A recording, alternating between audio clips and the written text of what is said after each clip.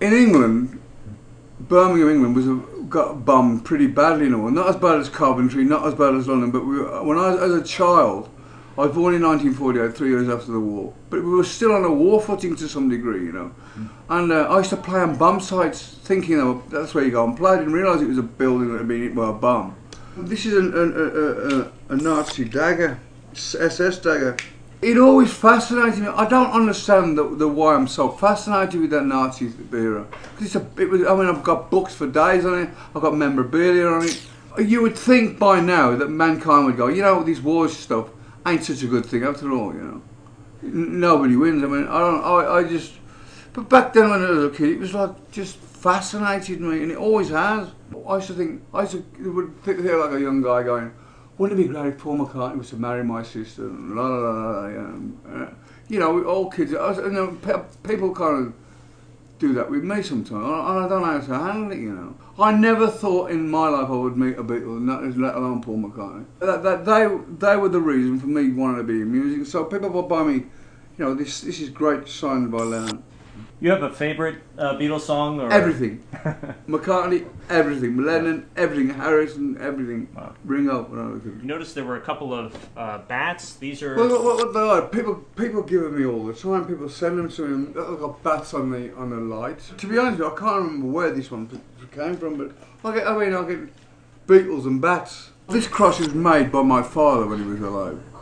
He was a toolmaker in a factory in Birmingham. I don't wear it anymore, but it's the most precious piece of jewellery I have. It's made out of aluminium, but it's just so cool. And he even wrote the name Black Sabbath on the front. And now it's long gone, and I wish I had done more for him, because when we struck the big time with the Black Sabbath, I just went on this journey which has been going on forever, you know. When I was a child, we used to have family get-togethers, and back then everybody would have a few beers and start singing, you know.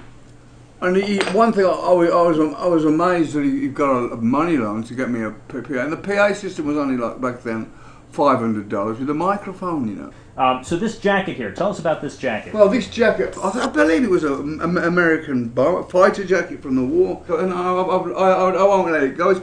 It's been with me forever. It's really interesting. You have a coat like this, and I go to my son. Well, when I have a boy, I'm going to pass it on. And my son goes, "What do I want to wear that for?" My son used to go shooting, so he started collecting. When we lived in America, came to live in America, he started collecting guns, and he says, "You should get one." So I went down with Jack, and I bought. I think the first gun I bought was this one, the 45. It's just it's like a fascination. It's something about it, you know. Danger, I suppose. This is a sniper rifle. So you've never fired that, but that I'm going to be firing it very soon. How are you when you go to the range? Are you a decent shot? No, I mean, my son, he's passed a test to teach people. I think that's a good idea, you know. You buy a gun, and you got to learn about how to keep it. I mean, because, you know, the safest people in the world have accidents. A lot of the time, I'd rather have a dog than a person around me. Because they just give you love, you know. They don't go, I'll tell him I love him so I can steal that, you know. They're just great, you know. I love them. We got a lot of dogs. We used to get them from the rescue and all kinds of places. Lola's she's like the family dog, although she lives with my son. She's just great. She's got like human eyes, you know. She's anybody's friend, but she's just such a big pudding, you know. I think books are fantastic. I mean, but I'm incredibly dyslexic. I mean, I have a real problem with it, you know. I'm focusing and staying focused.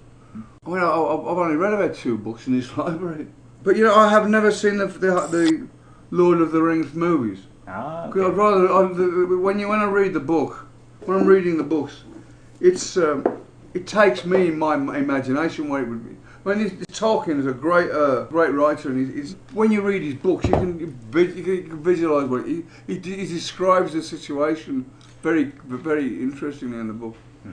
Gollum, the evil one. After the World Trade Center went down, we were in New York, my wife and Tony and my daughter and I. I started a tour, and it was like the Merry Mayhem tour.